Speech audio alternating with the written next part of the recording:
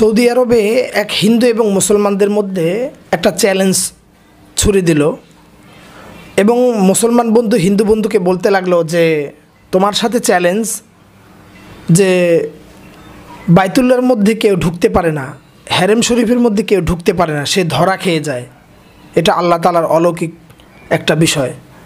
তখন ওই হিন্দু ব্যক্তি মানতেই চায় না এবং সে চ্যালেঞ্জ গ্রহণ করলো যে এখানে বিধর্মীরা ঢুকতে পারে না, ঠিকই আমি ঢুকে দেখাবো। পৃথিবীতে কত গির্জায় গিয়েছি, কত বৌদ্ধর প্যাগোডায় গিয়েছি, কত মন্দিরে গিয়েছি, তো আমাকে তো কেউ কিছু বলতে পারলো না। সব জায়গায় গিয়েছি এবং যেতে পেরেছি। তো হেরেম শরীফ, মক্কা শরীফ এটা কোনো ব্যাপার না আমার কাছে।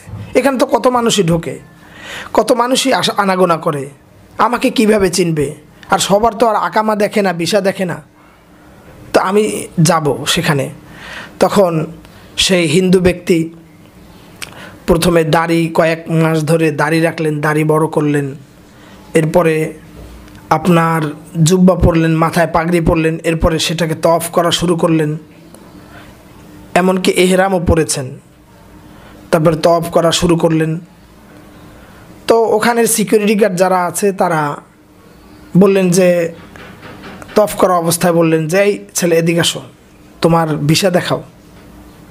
তখন সেখানে তারা ভিসা দেখিয়েছে, কিন্তু সে তো ধরা খেয়ে গেছে। সে বলল যে তোমার নাম কি? তখন সে হিন্দু পাসপোর্ট শো করলো। তখন সে বিষয়টি খুলে বলল ধরা খাবার পরে যে আমি আমার এক বন্ধুর সাথে চ্যালেঞ্জ করেছি, তো সেখানে আমি বলেছি এই ঘটনা, আমি সেখানে ঢুকে দেখাবো, 1 লাখ রিয়াল আমাকে পুরস্কার করবে। তখন সে এই বিষয়টি জানলো, এরপরে সে ধরা খেয়ে গেল এবং সেখানে ধরা খাওয়ার পরে তাকে 3 মাসের জেল দিল সৌদির কোর্ট। সৌদির আইনে তাকে 3 মাসের জেল দেওয়া হলো যে কোনো বিধর্মীরা এখানে ঢুকতে পারবে না। তো সেখানে 3 মাসের জেল দেওয়ার পরে তারপরে সে ওখানে চিন্তা করতে লাগলো যে এটা কিভাবে সম্ভব যে আমি ঢুকতে চেয়েছি, আমি পারি নাই এবং আমি ধরা খেয়ে গেলাম। এখানে তো অনেক মানুষ আছিল, আমাকে জিজ্ঞেস করলো কেন? এরপর ইসলাম সম্পর্কে সে রিসার্চ করতে এক পর্যায়ে সে দেখলো যে আল্লাহ তাআলা ছাড়া কোনো মাবুদ নাই এবং এটার অলৌকিক একটা বিষয় আছে। এখানে আল্লাহ তাআলা সিকিউর দেন এবং কোনো বিধর্মী এখানে ঢুকতে পারেন না, এটাই ইসলামের সত্যতা। তখন সে কালিমা পড়ে মুসলমান হলেন। এরপরে সে তওয়াফ করতে আসলেন, এবার রিয়ালভাবে। তো তার মনে একটি সন্দেহ যে আমি মুসলমান হয়েছি, এখন আমাকে জিজ্ঞেস করে কিনা। তো আমি সেখানে তাদের কাছে একদম কাছ বরাবর সেখানে ঘুরতে লাগলেন। সিকিউরিটি গার্ড যারা ছিল তাদের কাছেই ঘুরতে লাগলেন, কিন্তু ওই সিকিউরিটি গার্ড জিজ্ঞাসাও করে না। তখন তাকে ডাক দিয়ে বলল যে তওয়াফ করা শেষ হয়েছে, তওয়াফ করেন, দাঁড়িয়ে থেকে না, মানুষের সমস্যা হবে। তখন তাকে এটাই বলা হলো, তাকে জিজ্ঞেস করে নাই।